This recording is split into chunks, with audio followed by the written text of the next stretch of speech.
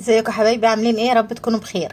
النهارده جايبه بطاطا وهحطها ايه في الاير فراير اللي هي القلايه الهوائيه، وهنجربها مع بعض ونشوفها هتستوي ولا ايه.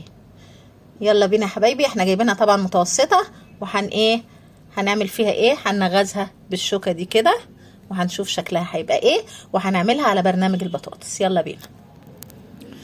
حطينا يا حبايبي البطاطا اهو، وما تتعداش في خط هنا موجود بس مش هتشوفوه. الحمد لله ما عدتوش قوي، وكسرت واحده كده عشان احطها عشان ما تبقاش عاليه. تمام. هنحطها بقى على درجه حراره البطاطس. يلا بينا. بس نفتح بقى على ايه اهو، نشوف البطاطس هنا. تاني حاجه البطاطس هنا اهي التانية اهي، مادام بتدي ضوء كده يبقى هي التانية. ادتنا 38 دقيقة على درجة حرارة 180. نبدأ بقى نشغل.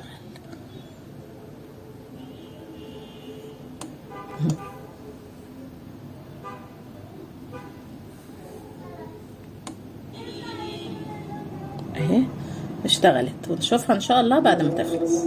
يلا نشوفها حبايبي بعد ما باقي 22 دقيقة وريحتها طلعت ما شاء الله. نشوف شكلها ايه. بصوا ما شاء الله، طلعت العسل اللي فيها بقى عشان خرمناها بالشوكة تساعد على السوا. نشوف ونكمل الدقايق وارجع لكم. يلا يا حبايبي نشوف البطاطا خلصت اهي. بسم الله ما شاء الله، روعة. شوفي يا حبايبي استوت ازاي، بقت جميلة. يلا نفتح واحدة قدامكم ونوريها لكم شكلها ايه. بصوا يا حبايبي بقى الجمال. يلا نشوفها. ما شاء الله مطلعه عسل ازاي، بس سخنه مولعه.